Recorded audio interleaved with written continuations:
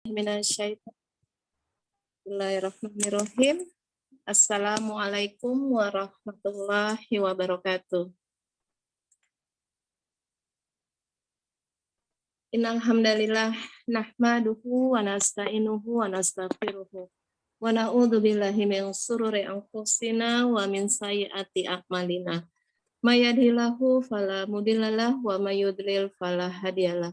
Asyhadu an la ilaha illallah wahdahu la syarikalah wa asyhadu anna Muhammadan abduhu wa rasuluh. Ya ayyuhalladzina amanu taqullaha haqqa tuqatih wa la tamutunna illa wa antum muslimun.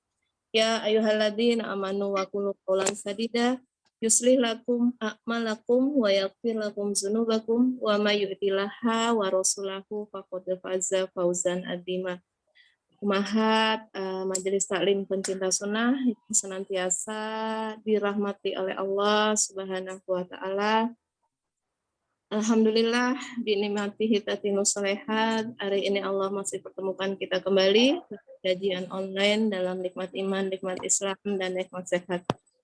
Salawat dan salam tak lupa kita haturkan kepada Nabi kita, Nabi Muhammad SAW beserta keluarga, sahabat, dan para pengikutnya yang senantiasa istiqomah berjalan di atas sunnah beliau hingga yaumil akhir.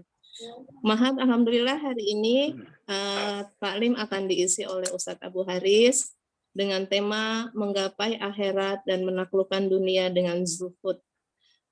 Sebelum taklim dimulai, mari sama-sama kita awali taklim kita pada pagi hari ini dengan membacakan basmalah. Bismillahirrahmanirrahim. Mari sama-sama kita hadirkan hati kita untuk menerima ilmu yang akan disampaikan oleh Ustadz Abu Haris. Semoga ilmu yang disampaikan insya Allah bermanfaat buat kita semua. Tafadhol Ustadz. Baik, terima kasih Bu. Bismillahirrahmanirrahim. Assalamualaikum warahmatullahi wabarakatuh. Waalaikumsalam warahmatullahi wabarakatuh. Alhamdulillah, alhamdulillahi rabbil alamin. Wabihi nasta'inu ala umuri dunya waddin. Wassalatu wassalamu ala ashrafil anbiya'i wal mursalin. Muhammad bin Abdullah wa ala alihi wa ashabihi wa man ittaba'ahum bi ihsan ila yaumiddin. سبحانك لا علم لنا إلا ما علمتنا إنك أنت العليم الحكيم اللهم علمنا ما ينفعنا وزدنا علما تنفعنا به يا رب العالمين رب اشرح لي صدري ويسر لي أمري واحلل عقدة من لساني يفقه قولي أما بعد فإن أصدق الحديث كتاب الله وخير الهدي هدي محمد صلى الله عليه وسلم وإن شر الأمور محدثاتها فإن كل محدثة بدعة وكل بدعة ضلالة وكل ضلالة في النار. Akhwati fi din, arsyadana Allah wa iyyakum. Jamaah sekalian, ibu-ibu, saudara-saudariku seiman, seislam, dan semoga senantiasa mendapatkan limpahan taufik dan hidayah dari Allah Subhanahu wa taala. Alhamdulillah di tanggal 28 Syawal 1442 Hijriah kali ini Allah Subhanahu wa taala mempertemukan kita kembali meskipun dalam kondisi online seperti saat sekarang ini dalam rangka untuk bersama-sama kita bertadabbur ya, mentadaburi, memperhatikan, menghayati apa yang difirmankan Allah Subhanahu wa taala dan apa yang disabdakan oleh baginda Nabi kita yang mulia Muhammad sallallahu alaihi wasallam dan juga dalam rangka untuk menapaki jejak para ulama-ulama kita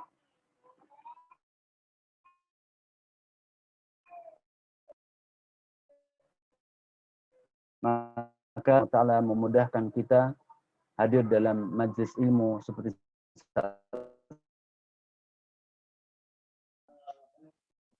kami meskipun seperti saat kami menjadi pemberat timbangan kebaikan kita di hari kiamat nanti. Amin. Allahumma amin. Jamaah sekalian, ibu-ibu, saudara-saudariku seiman seislam yang dimuliakan Allah Subhanahu wa taala, tema yang akan kita angkat bagaimana yang telah di-share, dibagikan terkait dengan masalah zuhud. Secara spesifik kita mengangkat judulnya yaitu menggapai akhirat dan menaklukkan dunia dengan zuhud. Ya, tema ini sengaja untuk kita angkat, kita pilih judul ini karena memang ada relevansinya dengan hari-hari seperti saat sekarang ini, di mana kaum muslimin hampir di semua negeri-negeri Islam termarginalkan, ya, terpinggirkan, dikuasai oleh orang-orang kafirin. Ya, semua sektor kehidupan dikuasai oleh orang kafirin, orang musyrikin, dari Yahudi, Nasrani, dan orang-orang munafikin yang senantiasa menyertai mereka. Di sisi lain juga kita bisa melihat ada fenomena yang harus kita khawatir, yaitu apa? Fenomena gaya hidup yang sangat hedonis yang hari ini menyelimuti kehidupan manusia di negeri kita, juga di negeri-negeri kaum muslimin. Ya. Gaya hidup yang hedonis, yang semuanya menyadarkan bahwa kebahagiaan itu didasarkan ketika kita mendapatkan kepuasan biologis, kepuasan rasa, ya, emosional. Itulah hedonis, ya, gaya-gaya hidup yang hedonis. Yang kemudian orientasinya kepada yaitu tadi hanya sekedar mengejar kebahagiaan dunia. Ditambah lagi kita bisa melihat dan merasakan, menyaksikan bahwa betapa kuatnya akar pemikiran materialisme yang ada di kehidupan manusia hari ini. Di sekitar kita bisa melihat semuanya ukurannya materi. Hatta kebaikan-kebaikan itu diukur dengan materi. Satu contoh misalnya, bapak, ibu, orang tua senang, alhamdulillah anak saya sukses. Suksesnya apa? Suksesnya setiap hari ngirim duit ke saya 5 juta tiap bulan. Alhamdulillah anak saya sukses. Ya, kemarin baru beliin rumah.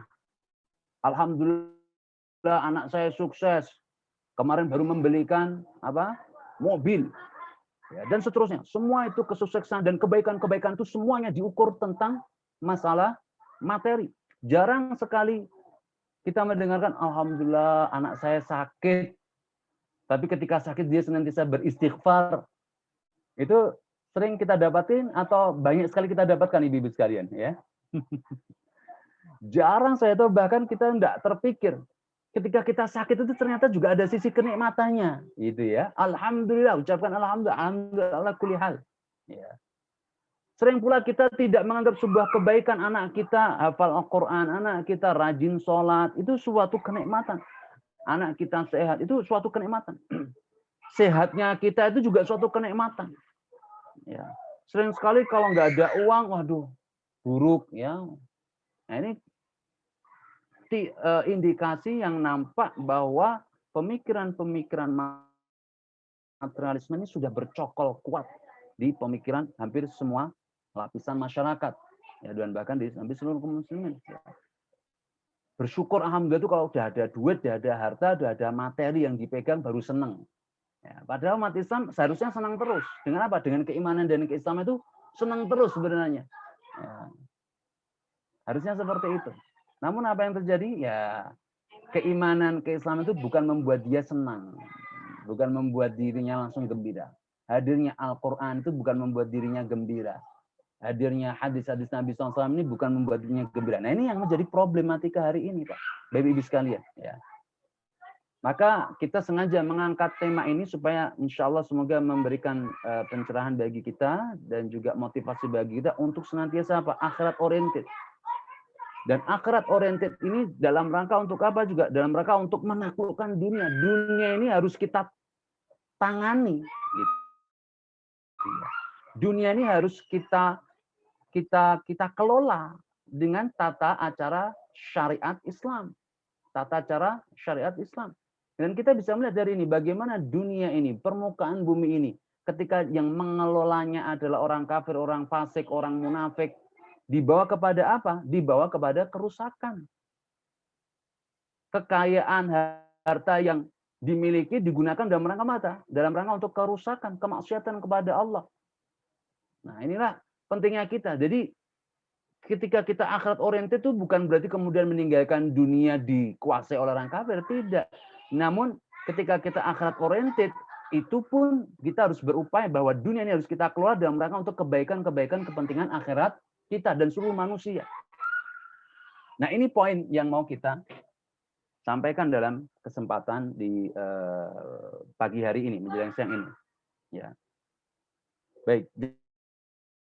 Teman-teman Allah Azza wa Jalla, Kita mulai pembahasan ya setelah kita mengemukakan terkait dengan latar belakang pemilihan judul ini dan tema ini, ya kita mencoba untuk mengawali pembahasan kita yaitu terkait dengan cuplikan dari Nabi Muhammad SAW, kehidupan Rasulullah Muhammad SAW, kehidupan Nabi kita yang mulia Muhammad SAW dan juga kehidupan para sahabat Nabi Ridwanullah alaihim sebagai sebuah prolognya terlebih dahulu. Baik, jangan dimati Allah Azza wa Jalla. Ibu-ibu mungkin semuanya sudah khatam Sirah Nabawiyah semuanya ya. Alhamdulillah. Pertanyaan 1 ya. Jadi ini ngaji harus fokus nih. Kita siapkan pertanyaannya. Ada durpresnya enggak, Bu Asih? Kira-kira ada durpres. Durpres.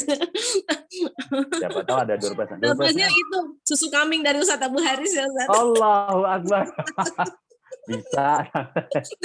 Afwan Ustaz, bercanda. Iya, boleh. Durpresnya doa dari Pak Ustadz. Ya. Doa aja. Nah, ini pertanyaan 1 ya. Ya. Rumahnya Nabi itu gedongan atau gedongan Ibu sekalian atau istana? Siapa yang berani menjawab? Rumahnya Nabi SAW itu bentuknya gedongan atau istana? Enggak gedongan, enggak istana. Ya. Betul. Digambarkan dalam Al-Quran apa itu kalau rumahnya Nabi bersama istri-istri beliau? Sederhana, bilik ya Ustaz. Bilik, betul. Surat Al-Hujurat, bilik, kamar kecil. Ya, mungkin ibu-ibu yang sudah pergi ke Museum Madinah bisa melihat ya miniatur kota Madinah pada zaman itu dan juga rumahnya Nabi SAW juga sangat sederhana. Bilik, betul. Betul. Jadi dua, yang satu ruang publik, yang satu ruang privasi, gitu aja. Ruang publiknya untuk tamu, ruang privasinya untuk kamar beliau, itu saja. Ya, hanya satu kamar saja.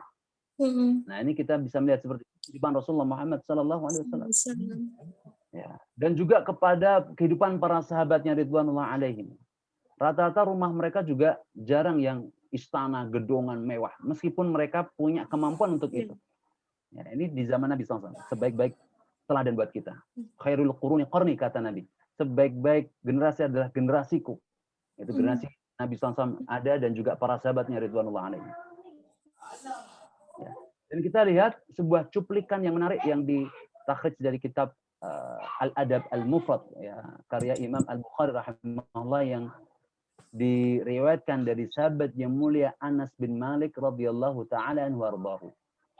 Suatu ketika sahabat Anas bin Malik radhiyallahu anhu, karena beliau adalah sigharus sahabat, sahabat junior ya, usianya masih muda dan beliau termasuk asisten pribadinya Rasulullah SAW ya. Dia adalah anak kecil yang biasa berani ya masuk karena ini adalah anak kecil ya. Anas bin Malik masih usia 10 tahun ya. Jadi masuk ke rumah-rumahnya Nabi SAW leluasa. Dan memang diperintahkan untuk Nabi untuk itu. Tolong ambilkan ini, tolong ambilkan itu, tolong belikan ini, tolong. Jadi memang beliau menjadi asisten pribadi Rasulullah SAW. Dan ini karena memang saat itu Ummu Sulaim atau Rumaisah radhiyallahu ta'ala datang kepada Rasulullah, ya Rasulullah, saya tidak memiliki apa-apa untuk memberikan penghormatan kepada Anda kecuali saya punya anak kecil yang namanya Anas ini. Ya, saat itu hadir ketika pas awal-awal hijrah Nabi SAW ke kota Madinah. Ya Rasulullah, mohon terimalah dia untuk membantu urusan kepribadian, urusan pribadimu ya Rasulullah. Akhirnya diterima oleh Rasulullah SAW. Ya, ini luar biasa ya, seorang ibu yang luar biasa, Rumaisah radhiyallahu anha, ya Ummu Sulaim, yang kemudian menyerahkan anaknya untuk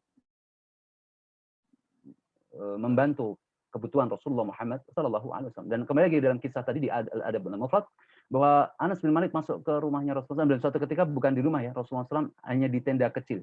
Ya, hanya di tenda kecil, dan saat itu beliau tidur, dan tidur beliau hanya beralaskan satu helai kain saja di atas tanah, di atas ya kerikil-kerikil, di atas pelepah-pelepah kurma, dan beliau juga punya bantal, ya bantal kecil yang terbuat dari pelepah-pelepah kurma yang jatuh itu. Beliau melihat Rasulullah SAW tidur seperti itu, masya Allah. Lalu sesaat kemudian datanglah Umar bin Khattab radhiyallahu ta'ala anhu ardahu, menjumpai Rasulullah SAW di tenda kecil tadi. Dan saat itu Rasulullah SAW terbangun ya secara terbangun ya, dan otomatis ya di tubuh beliau ini ada ya bekas-bekas dari tanah, bekas-bekas dari kerikil-kerikil, bekas-bekas dari pelapah-pelapah kurma ya. Sehingga kemudian membuat Umar bin Khattab radhiyallahu ta'ala itu menangis, terharu. Ya Rasulullah, Engkau adalah nabi, Engkau adalah pemimpin kami, Engkau adalah orang terhormat di tengah-tengah kami. Namun Engkau hidup dengan gaya hidup yang sangat sederhana seperti saat sekarang. Berbeda kondisinya dengan orang-orang Persia, berbeda kondisinya dengan orang-orang Romawi. Mereka hidup dengan bergelimpangan harta, ya, berfoya-foya. Mereka tidur di atas dipan yang empuk-empuk, ya, di atas kasur-kasur yang empuk-empuk, permadani yang halus, yang lembut. Namun engkau adalah Rasulullah Sallallahu Alaihi Wasallam. Hidup engkau sangat sederhana sekali, dan bahkan jauh dari kata sederhana. Jadi sangat ya miskin ya, seperti itu. Lalu apa jawab Rasulullah Muhammad Sallallahu Alaihi Wasallam? Ya Umar, ama tarda anna lana al-akhirah wa lahum ad-dunya. Wahai Umar, apakah engkau tidak rela bagi kita adalah akhirat, sementara bagi mereka adalah kehidupan dunia ini yang sangat sementara dan akan fana, akan binasa ini? Qala Umar, lalu Umar berkata, radina ya Rasulullah, radina ya Rasulullah. Ya. Kami ridha ya Rasulullah. Maka disinilah sebuah pelajaran penting disampaikan oleh Rasulullah SAW kepada sahabatnya saat itu dan juga kepada umat beliau, yaitu kita hari ini, bahwa seorang muslim itu memang harus senantiasa bayangan pikirannya, orientasinya, tujuannya adalah senantiasa akhirat. Dan kita bisa melihat di seluruh syariat-syariat Islam yang Allah turunkan, semuanya pasti dikaitkan dengan pahala balasan orang yang mengerjakannya, yaitu terkait dengan balasan besok di akhirat. Bukan di dunia, besok di akhirat. Ya, mau sholat, ada sholat, nanti pahalanya ini, kan gitu ya. Zakat, pahalanya ini. Dan itu semua, puasa, pahalanya ini, semuanya syariat, semuanya mengarahkan agar kita apa? Rindu dengan akhirat. Maka orang-orang muslim itu memiliki kerinduan yang besar dengan kehidupan akhiratnya. Karena apa? Karena mereka punya keyakinan bahwa mereka punya hal yang nantinya akan dipanen besok pada hari kiamat. Berbeda dengan orang kafir. Orang kafir, orang musyrik, orang munafik, nah mereka tidak percaya dengan akhirat.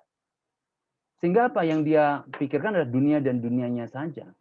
Oleh sebab itu mereka benci dengan akhirat.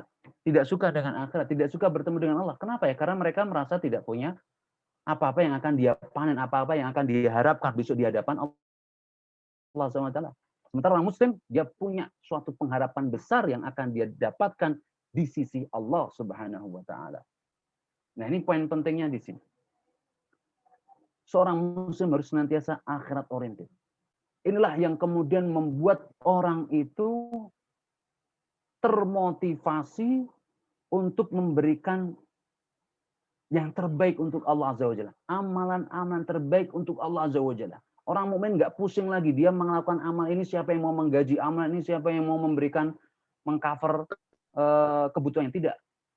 Orang muslim disibukkan dengan amal-amal itu karena dia yakin bahwa amal-amal yang dia kerjakan itu semuanya akan dijamin oleh Allah Azza wa Jalla balasannya di akhirat dan juga di dunia ini. Dunia dan juga di akhirat. Karena tugas kita hanya untuk beribadah kepada Allah Subhanahu wa Ta'ala. Nah, dari sinilah zaman Allah. Sebuah cerminan bagaimana hidup seorang muslim itu. Dan di sini kita bisa mengambil sebuah kesimpulan. Hidup zuhud itu seperti apa? Ya. Sekali lagi, ya, kita masih belum membahas definisi zuhud ya secara teologi. Namun kita baru masih prolog dulu, cuplikan dulu. Ya. Ini kehidupan Rasulullah Muhammad Sallallahu Alaihi Wasallam. Kepribadian beliau sebaik-baik teladan buat kita. Istri-istri beliau pun juga hidup ya sama dengan Rasulullah SAW, sama suaminya. Nggak ada Nabi SAW hidupnya seperti ini ya di atas kasur atau di atas alas yang sangat tipis, tidurkan di pelapah-pelapah rumah. Istri-istri beliau Ya, di kasus-kasus buku nggak ada ceritanya itu, nggak ada riwayatnya itu. Istri-istri Nabi SAW meskipun mereka juga dari kalangan-kalangan terhormat, mereka pun hidup persis seperti Rasulullah SAW, karena Rasulullah SAW sebagai suami mereka. Ya, ummahatul mukminin, para ibunda-ibunda kaum beriman pun juga mereka terbina, terdidik dengan didikan binaan Rasulullah Muhammad SAW, hidup secara zuhud terkait dengan kepribadiannya. Nah, kita kemudian mencoba untuk melihat sisi yang lainnya. Memotret, mencoba mengambil sebuah potret pelajaran dari kehidupan Rasulullah Muhammad SAW. Pertanyaan kedua berikutnya. Apakah kemudian ketika Nabi SAW hidup dengan sangat-sangat sederhana seperti ini, lalu kemudian menutup mata, telinga tentang problematika kehidupan dunia? Tidak. Justru inilah ya, Nabi SAW dihadirkan dalam rangka untuk apa? Untuk memberikan solusi atas semua problematika kehidupan dunia. Ya. Maknanya apa? Allah Azza wa Jalla hadirkan Nabi SAW dengan syariat Allah Azza wa Jalla yang mulia ini dalam rangka apa? Untuk menata tata kelola dunia ini. Ingat bahwa keberadaan manusia secara umum ini menjadi apa? Khalifah fil ardh.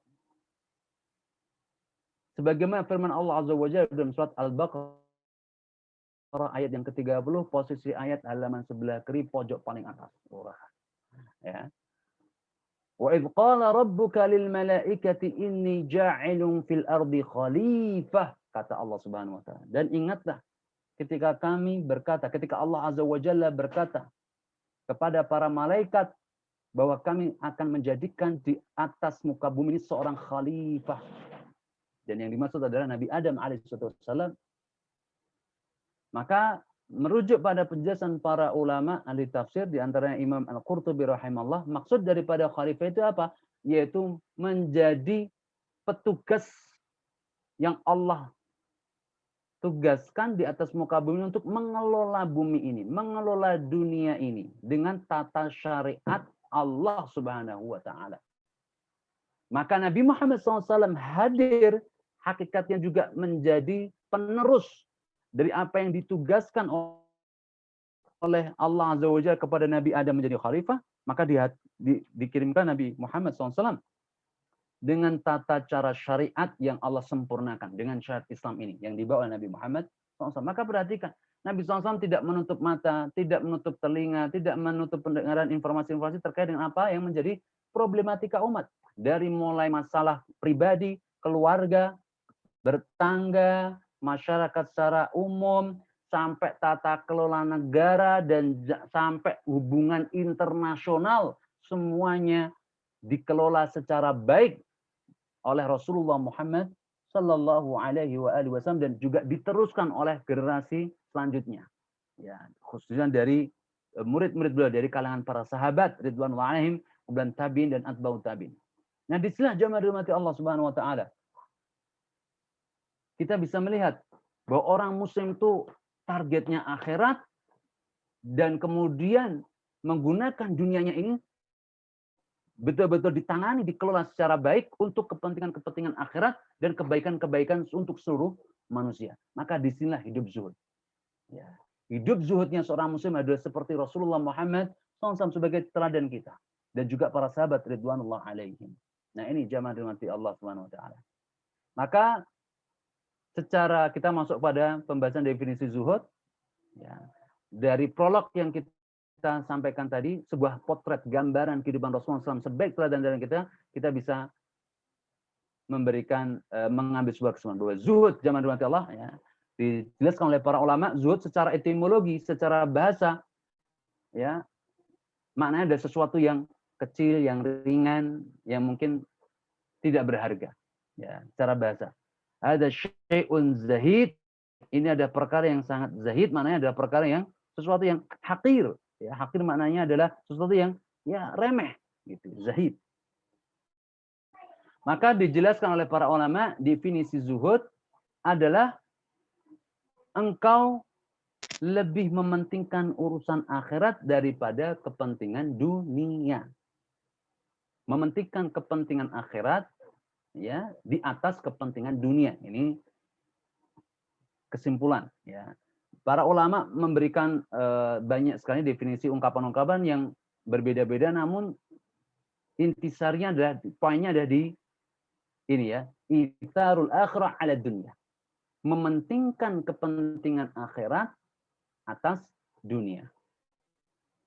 Kita bisa juga merujuk pada apa yang dijelaskan oleh sahabat yang mulia Abu Dzar Al-Ghifari radhiyallahu ta'ala, yang juga dinukil oleh Imam Ibnu Rajab Al-Hambali dalam kitabnya Al-Jami' li Ahkamil Quran. Maaf, Jami'ul Ulum wal Hikam ya. Perhatikan apa yang menjadi definisi dari zuhud yang didefinisikan oleh Abu Dzar Al-Ghifari radhiyallahu ta'ala. Beliau menjelaskan bahwa zuhud terhadap dunia bukanlah mengharamkan yang halal, bukan pula dengan menyia-nyiakan harta. Ya, saya ulangi lagi, zuhud terhadap dunia bukanlah mengharamkan yang halal, bukan pula dengan menyia-nyiakan harta. Bersikap zuhud terhadap dunia adalah dengan menganggap apa yang ada di tangan Allah lebih dipercaya daripada apa yang ada di kedua tanganmu. Dan menjadikan pahala musibah ketika engkau mendapatkannya lebih engkau cintai jika musibah itu masih berlangsung bersamamu. Ya, saya ulangi lagi, ini perkataan penting, bisa dicatat baik-baik. Definisi zuhud yang disampaikan oleh sahabat yang mulia Abu Dzar Al-Ghifari radhiyallahu anhu. Siapa tahu besok ujian keluar ya, tapi jangan bilang siapa-siapa. Baik, zuhud adalah ya, zuhud terhadap dunia bukanlah mengharamkan yang halal, bukan pula dengan menyia-nyiakan harta. Bersikap zuhud terhadap dunia adalah dengan menganggap apa yang ada di tangan Allah lebih dipercaya daripada apa yang ada di kedua tanganmu. Dan menjadikan pahala musibah ketika engkau mendapatkannya lebih engkau cintai jika musibah itu masih berlangsung bersamamu. Ini definisi dari sahabat yang mulia Abu Dzar Al-Ghifari. Perlu diulangi lagi? Oh ya, boleh. Perlu diulangi lagi. Sekali lagi, untuk yang ketiga kalinya. Biasanya kalau sudah ketiga kalinya, langsung hafal. Ya. Zuhud terhadap dunia bukanlah mengharamkan yang halal. Bukan pula dengan menyia-nyiakan harta. Bersikap zuhud terhadap dunia adalah dengan menganggap apa yang ada di tangan Allah di kedua tanganmu dan menjadikan pahala musibah, menjadikan pahala musibah yang engkau mendapatkannya itu lebih engkau cintai ya, jika musibah itu masih berlangsung bersama. Jadi disinilah kehidupan orang beriman itu, kehidupan orang muslim itu, dia bersikap zuhud. Artinya apa bersikap zuhud? Menjadikan dunia itu bukan sesuatu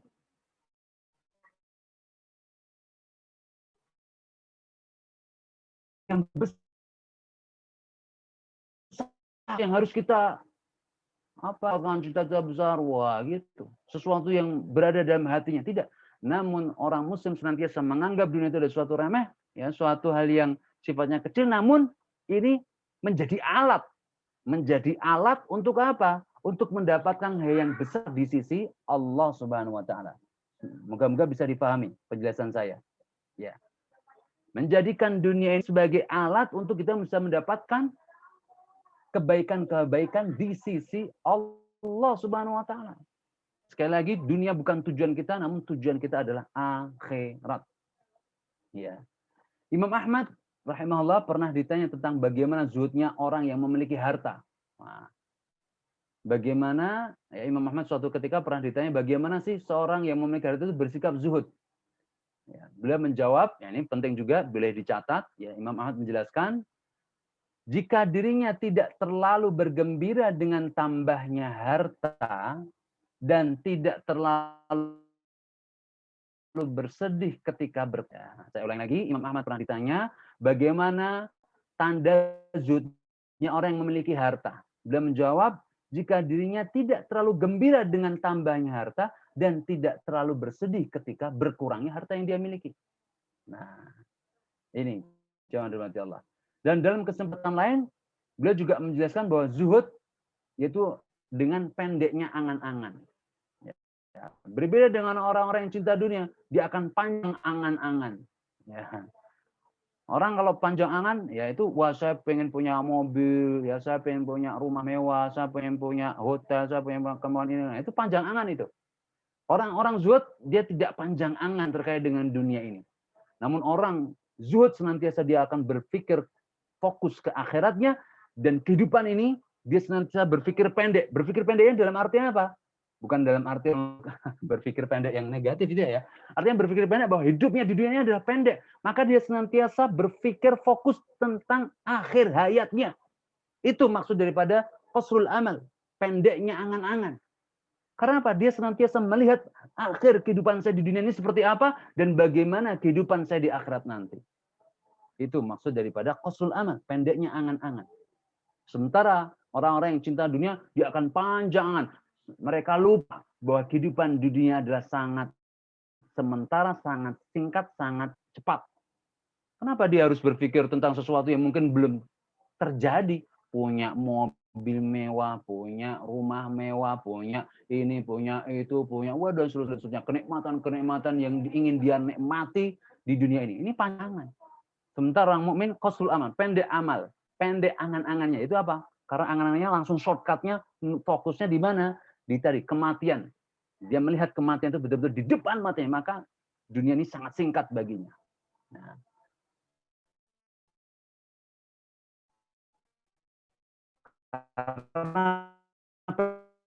Karena di dunia. Nah, itu maksudnya.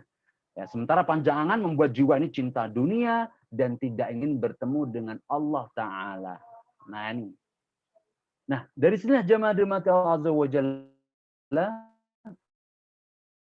ya, dan berprestasi di hadapannya memotivasi bin.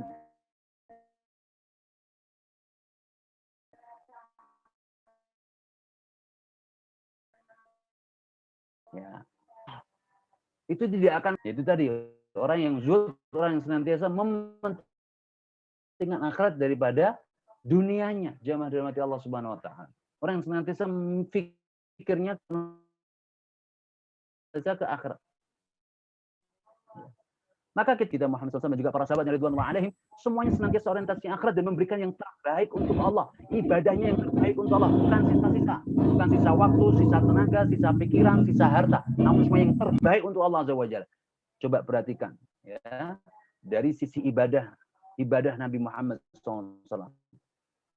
Ya. Dalam hadis Ummul Mukminin Aisyah radhiyallahu taala anha di Sahih Bukhari, bagaimana qiyamul lailnya Nabi sallallahu alaihi wasallam. Qiyamul lailnya Nabi sallallahu alaihi wasallam. Hatta tatawarramat qadmah, sampai kedua kaki beliau itu bengkak. Wallah. Berarti panjangnya sholat beliau. Nah, kaki kita bengkak karena asam urat lah, kolesterol lah, diabetes lah, astagfirullahaladzim. Nah, ini. Kalau Nabi SAW kakinya itu beliau bengkak karena apa? Karena dalam rangka menunaikan ibadah sholat. Ini salah satu contoh ya terkait dengan amaliyah mahdoh sholat ya. Ya. Dan bahkan disebutkan dalam hadis Abdullah bin Abbas radhiyallahu anhu bagaimana panjangnya sholat Rasulullah Muhammad SAW dalam qiyamul lailnya misalnya. Dalam qiyamul lail Nabi SAW ya pernah Abdullah bin Abbas menjadi makmum Rasulullah SAW, mencoba ya.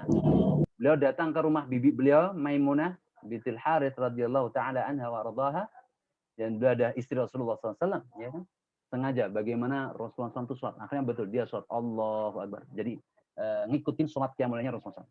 Nabi SAW mengawalinya membaca surat Al-Fatihah, kemudian bacaan pilihannya surat Al-Baqarah. Wah, surat Al-Baqarah. Wah, Abdullah bin Abbas mengira, wah ini juz pertama ruku. Ternyata juz pertama lewat. Terus sampai, wah ini kemungkinan juz kedua ruku. Ternyata juz kedua lewat lagi. Allahu Akbar. Wah ini mungkin juz ketiga ruku.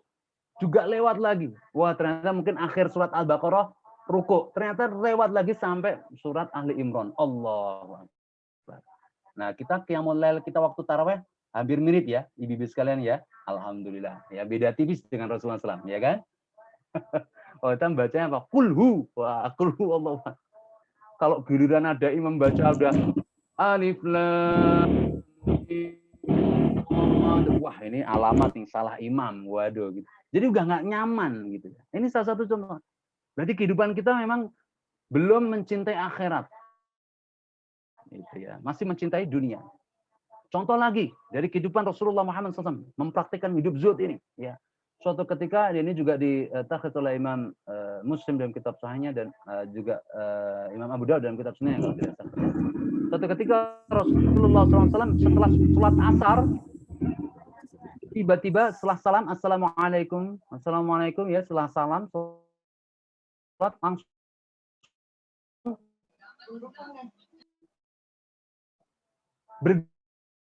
bergegas pula. Sahabat bertanya-tanya, ada apa dengan Rasulullah Muhammad SAW?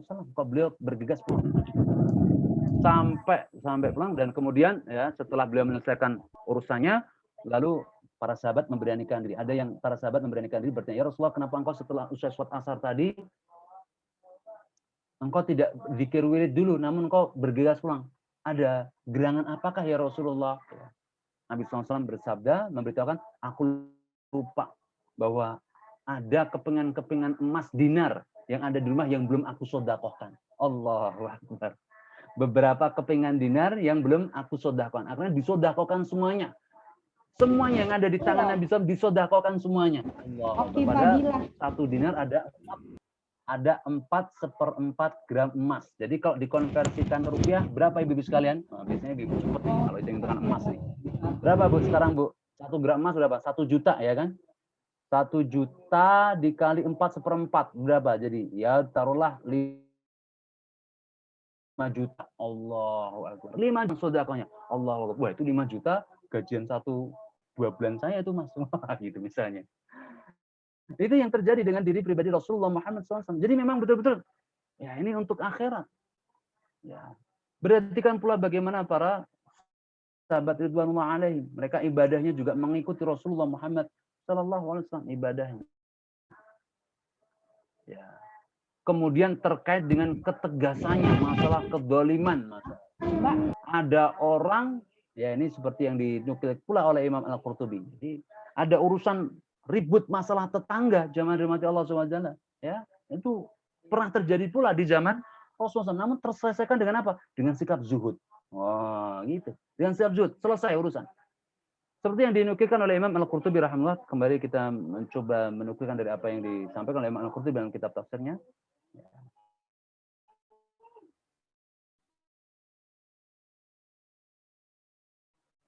Sari radhiyallahu ta'ala anhu ardahu, seorang kaya raya dari kalangan sahabat Al-Ansar, dari kalangan sahabat Ansar. Seorang kaya raya. Apa yang terjadi pada saat itu? Nah, suatu ketika ada orang ya, ada seorang anak yatim yang dia ingin membangun rumahnya. Ya kan, membangun rumahnya. Dan bertepatan pada saat itu ada pohon milik tetangga. Pohon milik tetangga yang persis berada di tengah tanah atau di perbatasan ya, perbatasan antara tanah tetangga dan tanah anak yatim ini tadi. Sehingga apa? Sehingga pohon kurma ini mengganggu, nggak bisa mengganggu untuk pembangunan rumah dari anak yatim ini. Apa yang dilakukan oleh anak yatim ini? Berkata kepada tetangga sebelahnya, wahai fulan, wahai bapak, saya ingin membangun rumah ini, mau saya sampaikan di batasan tanah kita, dan di batas tanah kita ini ada pohon besar milik Anda yang cukup gede ini. Ya, maka saya terhalang untuk kemudian membuat pagar atau membuat rumah. Bagaimana nih Pak solusinya? Nah, diminta nasihat yang baik. Namun ternyata tetangga sebelahnya ini bilang, ya udah biarkan itu tumbuh saja. Nah, biarkan itu tumbuh. Wah gitu, ibu-ibu sekalian. Biarkan itu tumbuh. Masya Allah. Ya sudah, akhirnya Pak, bagaimana kalau ini saya beli? Enggak mau. Wah gitu ya. Enggak mau saya beli. Enggak mau dijual itu. Itu pohon biarkan itu aja. Itu biarkan milik saya. Karena itu nanti kalau berbuah milik saya. Ya udah Pak, saya beli saja kan. Kan win-win solution sebenarnya nih kan. Ya udah Pak, kalau Bapak enggak mau memotongnya atau ini, ya udah saya beli, kata anak yatim tadi. Enggak mau juga. Waduh. Ya. Akhirnya apa? Terjadi percekcokan dengan tetangga. Akhirnya kabar ini sampailah kepada Rasulullah Muhammad SAW. Dan lagi-lagi Nabi SAW akhirnya datang dan kemudian mengatakan kepada si pemilik pohon tadi, wahai fulan, maukah engkau menafkahkan anak yatim ini? Bagimu adalah pohon di surga. Allahu Akbar. Ketika seluruh para sahabat mendengar itu, Masya Allah, ini sungguh luar biasa. Pohon yang kecil di dunia diganti besok pohon yang besar dan Masya Allah besok di surga. Allah, di surga. Ini menunjukkan apa? Ini satu jaminan sebenarnya. Kalau pohonnya saja masuk surga, apalagi orangnya, kan gitu harusnya berpikirnya. Ya Bu, iya. Ya, Ibu sekalian. Namun apa reaksi dari tetangga tadi? Wow, ternyata di luar dugaan.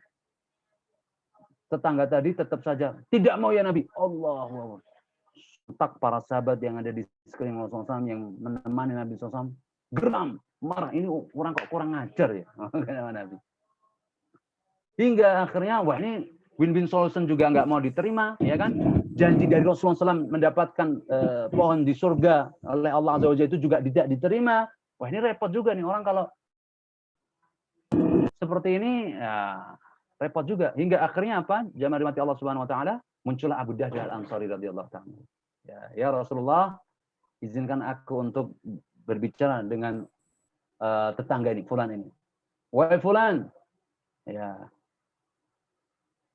bagaimana menurutmu tentang kebun-kebun kurmaku? Wah, gitu ya. Abu Dahdah mau ngawalin. Oh iya, siapa yang tidak kenal dengan kebun-kebun kurmanya Abu Dahdah? Wah.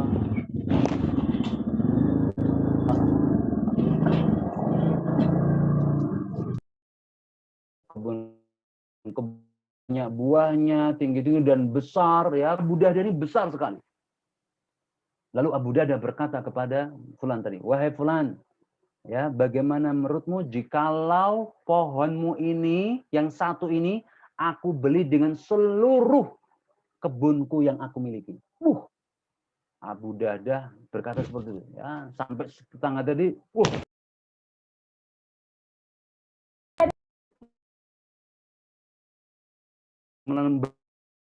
ya, bagaimana menurut Allah? Terjadi transaksi itu, jemaah sekalian.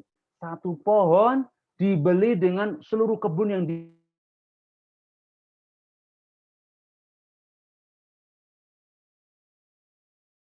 Abu Dahdah.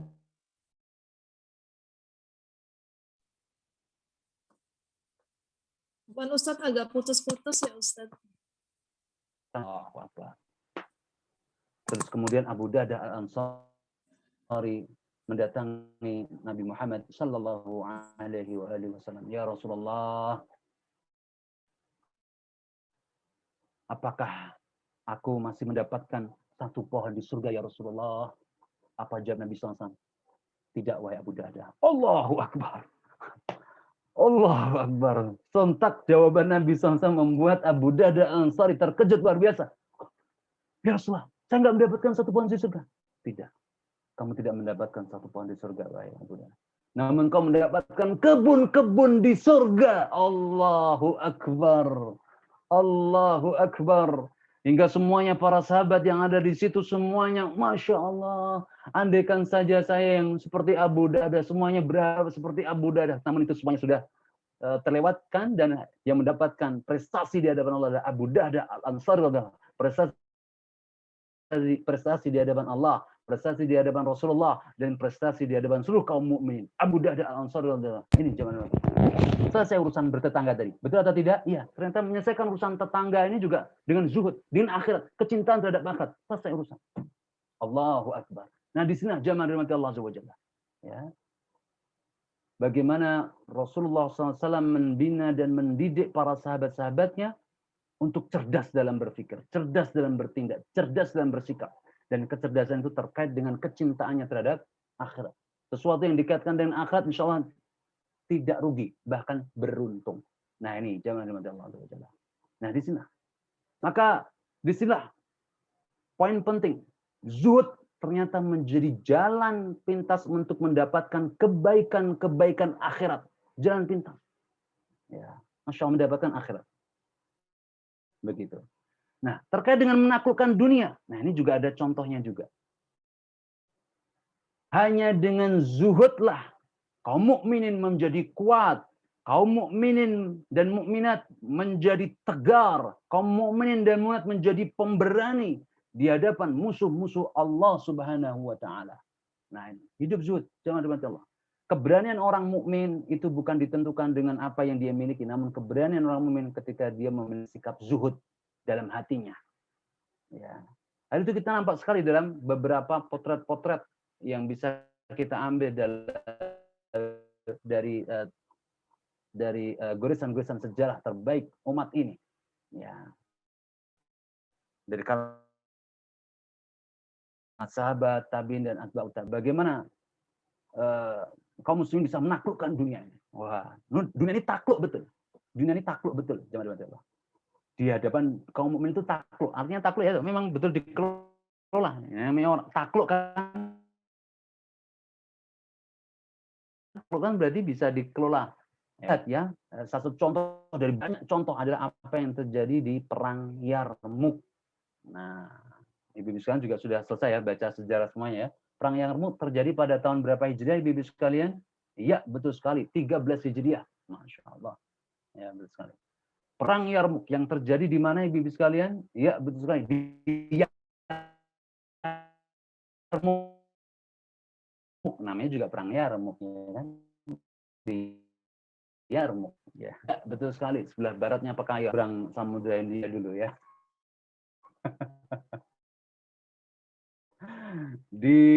Menjadi saksi bisu keunggulan, kehebatan, kegagahan, keberaniannya orang-orang mukmin.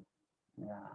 Apa yang terjadi pada saat itu? Jemaah dirahmati Allah. Nah, ini konsep zuhud yang masuk dalam implementasi kehidupan orang beriman, khususnya dalam kondisi perang. Wah.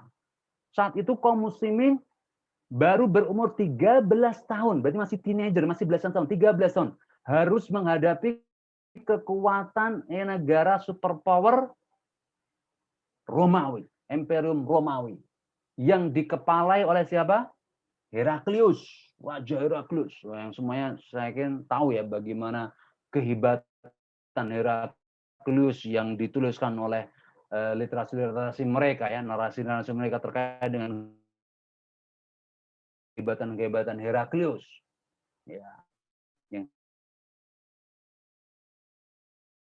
legendaris, ya, bin Walid pasukan kaum muslimin. Dan kekhalifahannya dipegang oleh Abu Bakar As-Siddiq. Dan perang ini ya di dua fase kepemimpinan Umar bin Khattab. Karena apa? Ketika terjadi kancah peperangan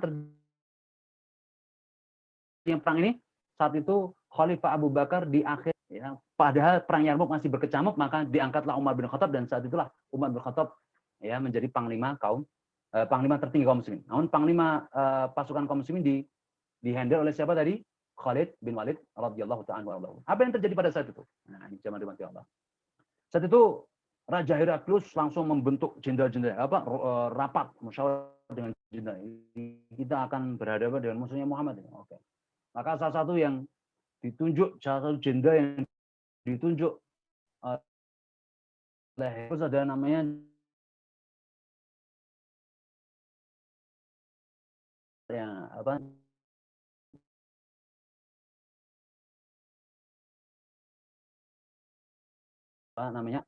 maka jenderal Khalid ini mengutus pasukan mata-mata spionase ya, untuk mengetahui bagaimana kekuatan kaum muslimin. Nah, kemudian berangkatlah pasukan mata-mata ini menjalankan tugasnya sesuai arahan pada Pak Jenderal Khalid.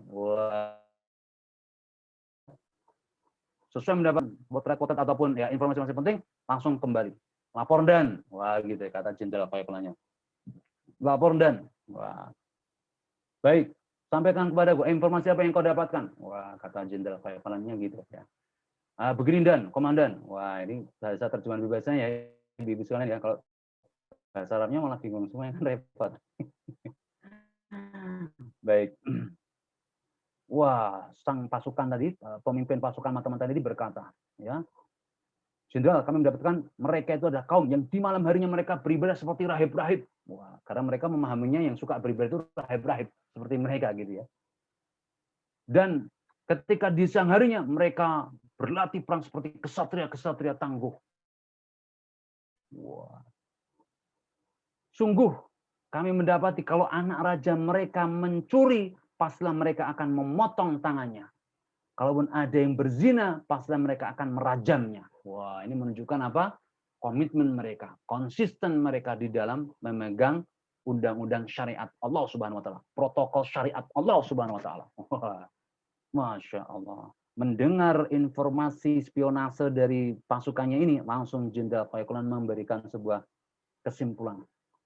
Jikalau engkau jujur dengan apa yang engkau sampaikan, tentulah perut bumi atau kematian lebih baik bagi mereka daripada punggungnya. Maknanya adalah apa?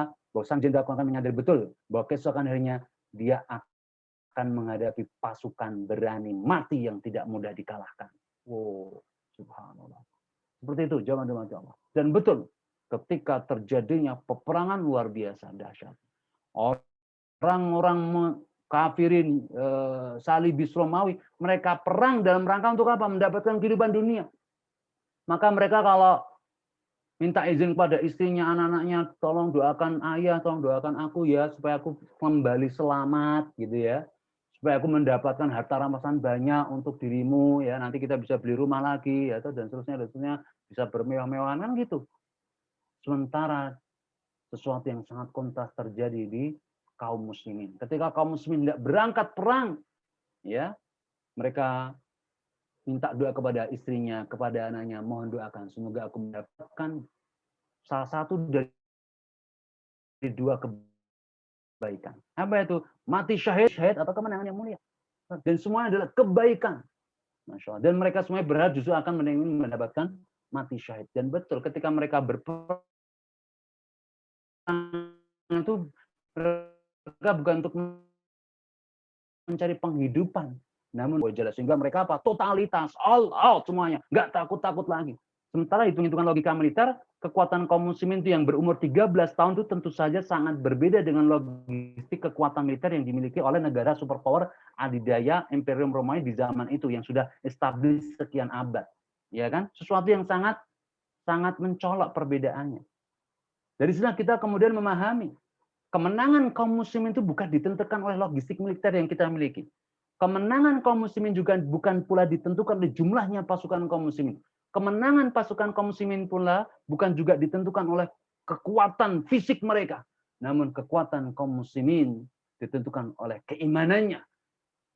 Ditentukan oleh ketaatannya kepada Allah Subhanahu wa taala.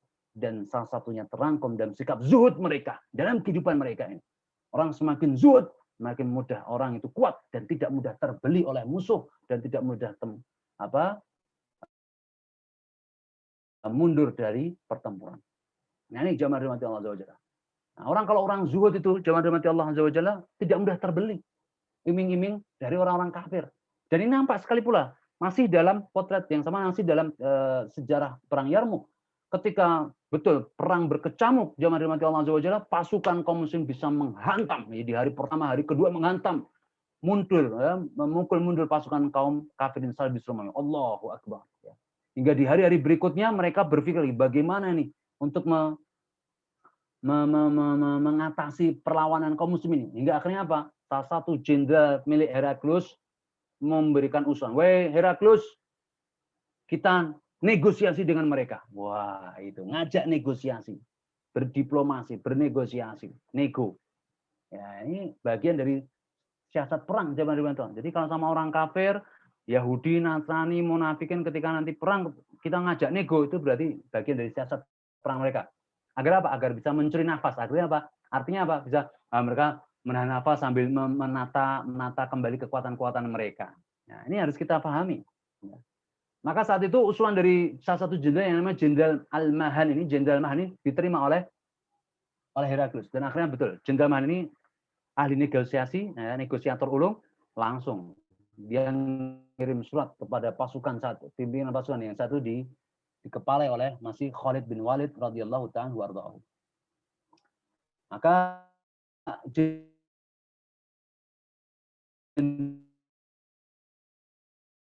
ini dari pertemuan ya, karena 100 km perjalanan. Baik, jamaah dirahmati Allah Azza wa Jalla, terjadi pertemuan antara Jenderal Mahan dan Jenderal Khalid bin Walid radhiyallahu ta'ala. Ya. Apa yang diucapkan Jenderal Mahan? Jenderal Mahan berkata, sesungguhnya kami mengetahui sebab keluarnya kalian dari negeri kalian, yaitu karena kekeringan dan kelaparan. Ngejek banget ya Jenderal Mahan. Ngejek banget ini.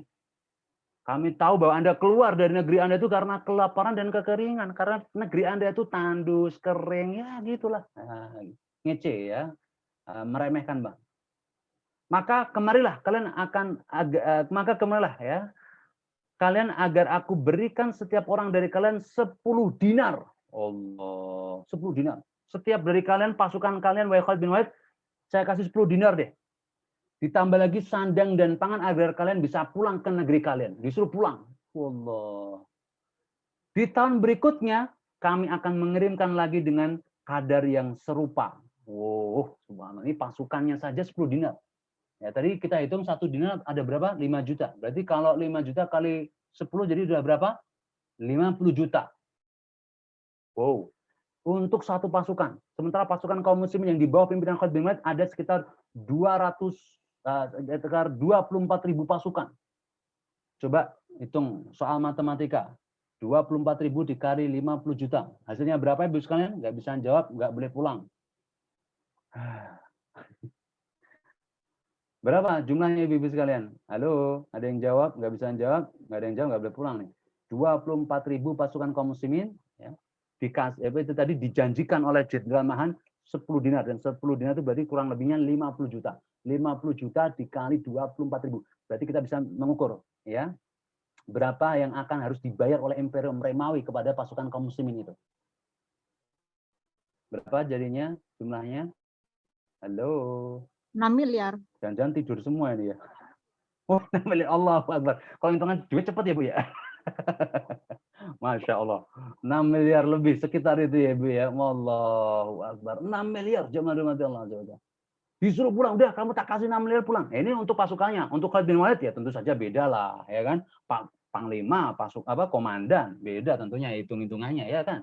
Nah itu artinya apa? Intinya pengen ya udah istilahnya diejek gitu, udah ente pulang aja, nggak usah ngelanjutin perang ya, daripada lu rugi, daripada lu nanti kalah, biasanya gitu ya, nakut-nakutin. Dah nih saya kasih uang segepok gini, wah gitu ya, satu orang 10 dinar ini buat pasukan lo, wah bahasanya gitu, 6 miliar. Coba kalau kita di hadapan kita langsung dikasih uang 6 miliar, kira-kira gimana Ibu sekarang? Yes atau yes banget? Senang atau senang banget? Wah, yuk senang dong Mas, ya gitu ya, bisa langsung pelesiran ke Prancis lah, ke Los Angeles, Singapura, Hong Kong, ya pelesiran gitu ya. Namun beda dengan sikap Khalid bin Walid, ya, dengan tegas Khalid bin Walid menyanggah anggapan miring dari Jenderal Mahan, ya, dan mencoba untuk mencuutkan mintanya.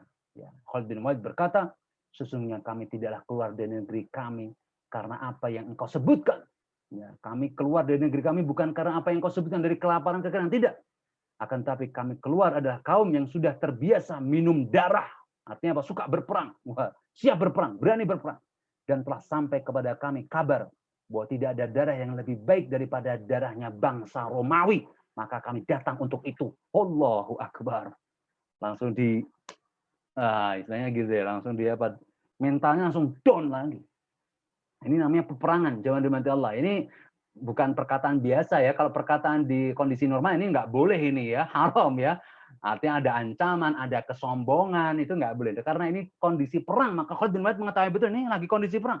Maka dia ucapkan kata-kata ini. Kami tidaklah keluar bukan karena kelaparan dan kekeringan. Namun kami keluar adalah kami kaum yang sudah terbiasa minum darah. Artinya apa? Sudah terbiasa. Nah, kalau minum darah betulan kan nggak boleh, haram ya Bu ya. Ya ini sekali lagi bahasa-bahasa perang nih, bahasa-bahasa ya itu ya politik, ya, bahasa-bahasa negosiasi perang. Dan Khalid bin Walid ulung ya masa ini, ya piawai dalam masa ini. Dan kami adalah kaum, ya saya ulangi lagi, kami adalah kaum yang sudah terbiasa perang, minum darah. Dan telah sampai kepada kami kabar bahwa tidak ada darah yang lebih baik daripada darahnya bangsa Romawi. Maka kami datang untuk itu. Masya Allah, begitu mendengar kata-kata daripada Umar bin Khattab ini, gentleman langsung ciut ya, mengkeret ya, gitu ya, yang tadi semuanya singa jadi kucing meong gitu. Nah, ini yang terjadi, jangan. Ini orang yang nggak bisa terbeli ini. Itulah Khalid bin Walid. Ya, dan seluruh kaum muslimin tidak mudah terbeli. 6 miliar tuh, apalagi sekarang cuma dikasih 100.000, 200.000 bisa terbeli ya. Itu aduh, sangat ditolak. Ya, ditolak.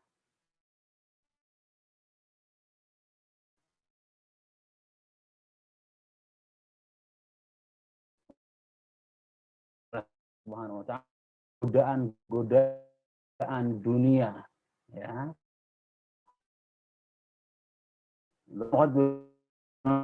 Menurut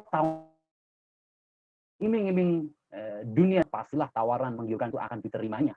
Namun yang berhadapan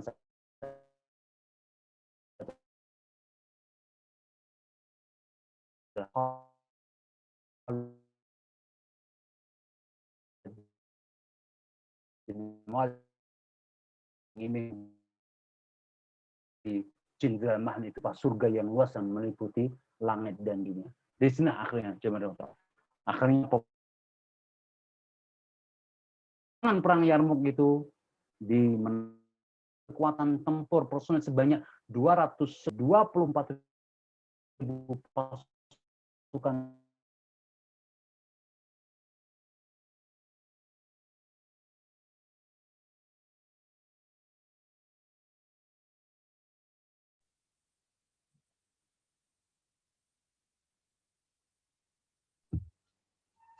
internet saya agak labil nih. Iya Ustadz, sinyalnya putus. Ya, bisa kita mulai lagi? Iya, halo, Ustadz. tes. Iya, bisa, Ustadz. Putus lagi, Ustadz. Baik, sedikit lagi, sebentar lagi selesai. Ya, lagi. Ya. Tes 1, 2, 3. Ya. Oke. Masih putus-putus sedikit. Coba.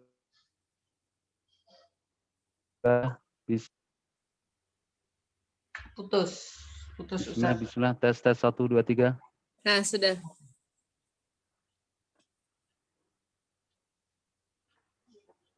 Baik, saya ini dulu perbaiki sinyalnya dulu. Mohon maaf. Iya. Sinyal HP-nya lagi.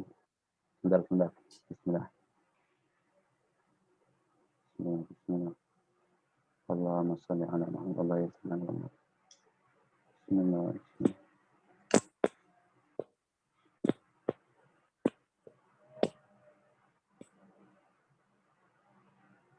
Bismillah. Ya, mohon maaf.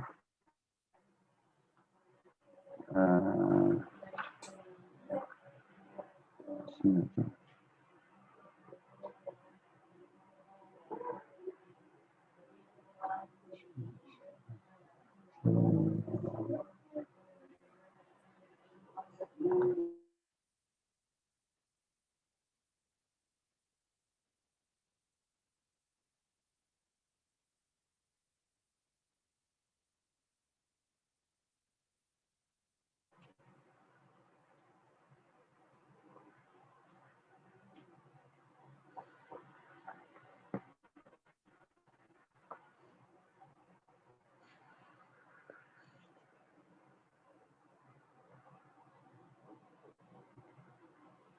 Terputus lagi.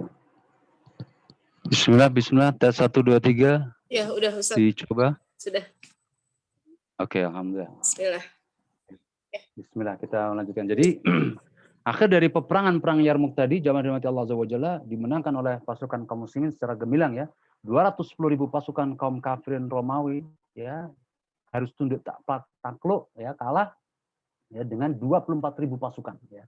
210.000 melawan 24.000. Jadi kalah di hadapan 24.000 pasukan muslim. Dan tentu saja setelah perang Yarmuk itu geopolitik dunia berubah, kekuatan yang mendominasi dunia adalah kaum muslimin. Allahu Akbar. Disinilah semua negara-negara, semua pemerintahan-pemerintahan kekuasaan-kekuasaan tunduk takluk dengan kekuatan kaum muslimin, muncul kekuatan baru ya yang menggulingkan Persia dan Romawi, yaitu kekuatan kaum muslimin. Disinilah jemaah dirahmati Allah kekuatan zuhud, ya sikap zuhud yang kemudian bisa mengantarkan seorang hamba dan seluruh kaum muslimin menggapai akhiratnya dan juga bisa menggenggam dunia, menaklukkan dunianya. Dan hari ini kita harus menumbuhkan rasa zuhud itu kepada dalam diri kita, menanam sikap zuhud itu ke dalam diri kita dan juga keluarga kita dan juga seluruh kaum muslimin tetangga kita untuk kita senantiasa akhirat oriented, karena hanya dengan disinilah kaum muslimin tak akan bisa terkalahkan. Ya, karena ibadah-ibadah yang lainnya itu hakikatnya semuanya itu bisa kita lakukan, bisa kita tunaikan dengan penuh dengan dedikasi. Karena apa? Sikap zuhud yang ada dalam diri kita, yaitu senantiasa mengedepankan, mementingkan akhirat, dan kita lebih mencintai apa yang ada di sisi Allah Azza wa Jalla dibandingkan dengan apa yang kita miliki di dunia ini dan perhiasan-perhiasannya. Demikian jamaah dirahmati Allah Azza wa Jalla yang bisa kami sampaikan dalam kesempatan yang mulia ini. Judul yang kita anggap yaitu menggapai akhirat dan menaklukkan dunia dengan semoga menjadi ilmu yang bermanfaat dan bisa mencerahkan bagi kita untuk supaya kita beribadah lebih serius lagi, dan keseriusan kita dan beribadah ini bisa kita lihat kita ini sudah bersikap zuhud atau tidak. Kalau kita ibadahnya masih malas-malasan, masih nggak serius, berarti belum ada sikap zuhud dalam diri kita. Kalau kita masih yaitu tadi ya, berat untuk melakukan amal soleh, masih hitung-hitungan, aku nanti kalau melakukan ini apa dong, itu apa dong, itu gajiku berapa dong, ini masih hitung-hitungan kayak gitu, nah itu boleh jadi sikap zuhud kita belum ada ya. Sikap zuhud kita mungkin ada cuma tipis sedikit. Oleh sebab itu keimanan seseorang itu akan berbanding lurus dengan sikap zuhud yang akan nampak dalam perilaku kehidupannya. Ya, untuk ngurusi masjid, untuk ngurusi umat, untuk ngurusi amar ma'ruf nahi munkar, untuk semua ibadah-ibadah itu semuanya energi terbesarnya, kekuatannya itu pada zuhud. Karena dalam zuhud itu mengumpulkan sikap ikhlas, mengumpulkan sikap itqan, mengumpulkan sikap iman kepada hari akhir. Nah, itulah sikap zuhud. Wallahu a'lam bishawab. Demikian kami sampaikan. Mohon maaf atas segala kekurangan dan kesalahan dalam penyampaian materi, dan kebenaran semuanya datang dari Allah Subhanahu wa taala. Mohon maaf atas kelebihan 1 jam lebih 15 menit ya. Sekarang dengan 10.48. Baik, kami kembalikan ke pembawa acara kepada Ibu Aceh. Wassalamualaikum warahmatullahi wabarakatuh. Waalaikumsalam warahmatullahi wabarakatuh. Baik Ustaz, jazakallahu khair wa barakallahu fiik untuk penjelasannya kajian pada pagi hari ini dengan bahasannya menggapai akhirat dan menaklukkan dunia dengan zuhud. Ustaz masih ada sesi tanya jawab ya Ustaz? Masih bisa ya? Ya. Baik. Bisa. Baik, baik teman-teman, jika ada yang mau bertanya dipersilahkan. Tadi Bu Epit sudah ini akan bertanya. Tafadhol Bu Epit, silakan dibuka audionya. Assalamualaikum warahmatullahi wabarakatuh. Waalaikumsalam warahmatullahi wabarakatuh. Semoga Allah merahmati Ustadz dan Utifillah yang hadir pada kajian Zoom pagi ini. Amin ya Allah. Amin ya Rabb. Mau tanya mengenai panjang angan-angan Ustadz. Kadang kan kita suka ikut pelatihan-pelatihan. Ada motivator yang kadang-kadang meminta kita untuk menulis di vision board. Mungkin untuk motivasi ya Ustadz ya. Ada yang menulis misalnya tahun ini mau berangkat umroh, tahun depan mau berangkatkan haji orang tua, tahun sekian supaya hutang saya lunas, tahun sekian bebas finansial. Nah, apakah itu masuk kategori panjang angan-angan Ustadz? Baik, barakallahu fikum. Pertanyaan bagus, pertanyaan cerdas sekali ya. Sebelum saya langsung menjawab ke poin itu, saya ingin mengingatkan diri kita semuanya ya. Oke, ikut training motivasi ada sesuatu yang bagus, ya, sesuatu yang mubah, boleh-boleh saja. Dan kita sebagai seorang mukmin, kita juga harus selektif ya, menyaring semua apa yang bisa dalam training-training motivasi itu ya. Karena kita tahu hari ini teori-teori motivasi itu diambil dari siapa, dari mana, dari negeri orang-orang kafir. Ya. Itu saya pernah mendapatkan ya dari Ustadz Muhammad Fauzil Azim ya. Beliau juga memberikan wejangan buat kita hati-hati. Training motivasi hari ini masih didominasi oleh teori-teori orang kafir. Nah, seringnya apa? Yaitu salah satunya contohnya buat vision board kayak gitu ya. Pengennya apa? Dan semuanya rata-rata. Ya ini saya ngomongnya rata-rata lah ya, bukan secara statistik. Rata-rata ngomongnya itu tadi. wow saya pengen itu ya dunia, ya semuanya pengen dunia, dan itu masuk dan setiap training motivasi, ya bebas finansial lah, punya passive income 1 miliar lah, apalagi dan lain-lain sebagainya. Nah ini itu harus hati-hati. Nah, jadi tidak semua training motivasi harus kita terima begitu. Baik, ini poin pertama dulu. Poin yang kedua terkait dengan masa yang disebut dengan panjang angan. Nah, panjang angan ini seperti sudah dikembangkan terkait dengan apa? Menikmati dunia. Itu semua adalah panjang angan. Ya. Setiap yang upaya pengen menikmati dunia seperti tadi, saya pengen punya mobil, saya pengen punya passive income sekian, itu bla bla bla bla bla bla bla, yang semuanya masih terkaitan dengan keinginan kenikmatan itu namanya panjang angan, dan kita dalam masalah ini. Ya. Nah, adapun cita-cita yang kemudian itu berkaitan dengan masalah ibadah, ini bukan panjang angan. Seperti tadi disebutkan oleh Ibu, saya tahun depan ingin umroh bersama orang tua. Ini bukan panjang angan. Ya, ini sebagai upaya untuk persiapan ibadah. Saya tahun depan supaya bisa mengantarkan anak saya ya haji umroh, atau kerabat saya haji dan umroh. Bukan kategori panjangan yang terkait dengan masa dunia, ya tidak mengapa ini. Ini bagian cita-cita. Jadi cita-cita terkait dengan semuanya dikaitkan dengan, kita tahu dong umrah dan haji itu untuk apa, ya kan? Tentu saja untuk Allah, untuk menuju pada Allah, ibadah, ya. Jadi kita harus membuat cita-cita itu cita-cita yang berkaitan dengan kepentingan akhirat kita. Ya Allah, tahun ini saya hafal Al-Quran. Ada nggak training motivasi kayak gitu? Jarang, ya kan? Tahun ini saya hafal Al-Quran, ya Allah. Tahun depan saya hafal Sahih Bukhari, ya Allah. Masya Allah. Tahun ketiga saya hafal matan-matan ilmiah. Nah itu harusnya training motivasi ke arah ke sana. Apa yang terjadi dengan training motivasi hari ini? Semuanya hadir dalam apa ya? Supaya apa? Untuk perbaikan ekonomi. Jujur saja, ya Pak ya.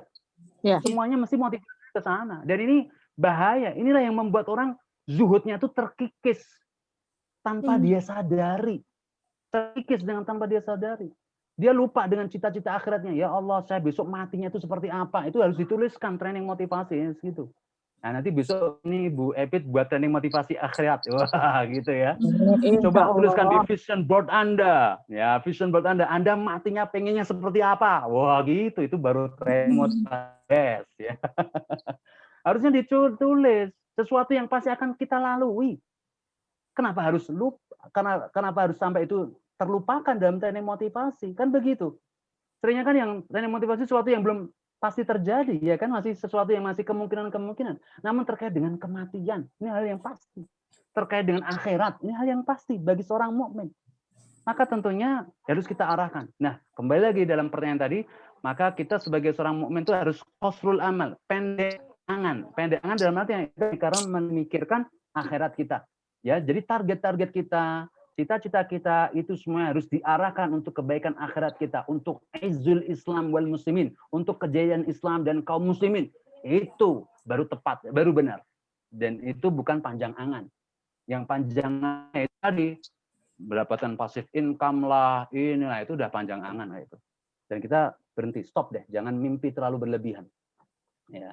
Kita ini nggak akan ditanya oleh Allah kenapa kaya, kenapa lu miskin. Enggak, kaya dan miskin itu sudah bagian dari ketetapan Allah Azza wa Jalla. Kita harus disibukkan dengan apa? Disibukkan bagaimana apa yang kita berikan untuk Islam. Itu.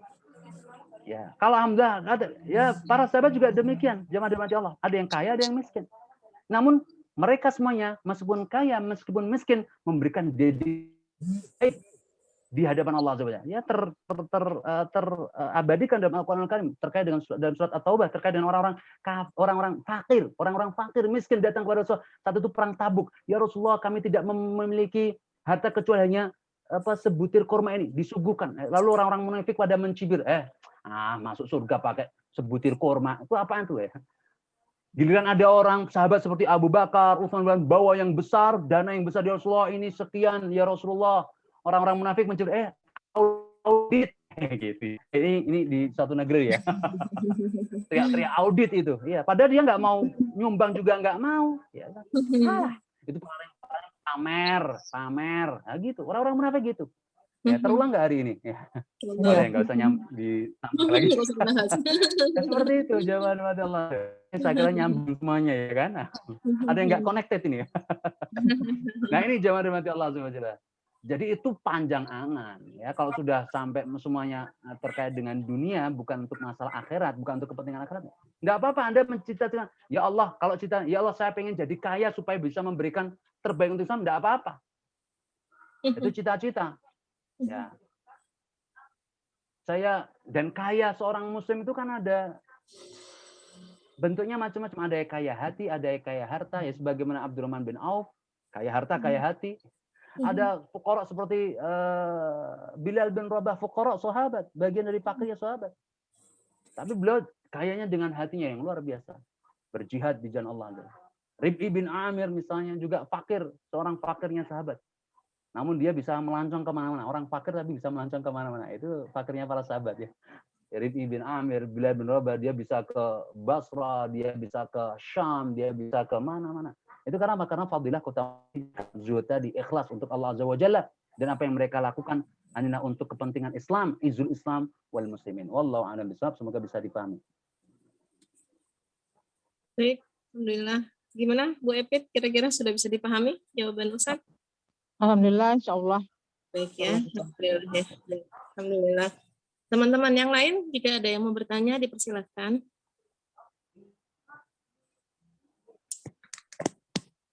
Masih ada yang mau bertanya?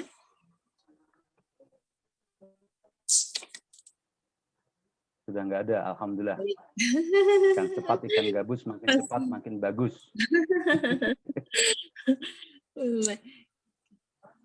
Sudah tidak ada lagi ya Ustaz. Udah nggak ada lagi ya? Alhamdulillah. Baik, alhamdulillah. Kalau diadakan malah jadi bid'ah nanti ya kan? Baik, Ustadz, jazakallah khair atas waktunya. Sudah bisa menyempatkan waktunya untuk mengisi di kajian Majelis Taklim Pecinta Sunnah. Semoga apa yang Ustadz sampaikan insya Allah bernilai ibadah dan insya Allah pahalanya akan terus mengalir Ustadz. Senantiasa Allah jaga Ustadz beserta keluarga dimanapun. Dan doakan kami juga terus istiqomah di dalam kebaikan dan terus diberikan kemudahan terus bermajelis ilmu pun masih terus lewat kajian oleh Ustadz. Mohon dibuka yang seluas-luasnya. Kita tutup dulu Ustadz kajian kita dengan doa kafaratul majlis dan hamdalah. Subhanallah wa bihamdika asyhadu an la ilaha illa anta astaghfiruka wa atubu ilaik. Alhamdulillahirabbil alamin. Yang benar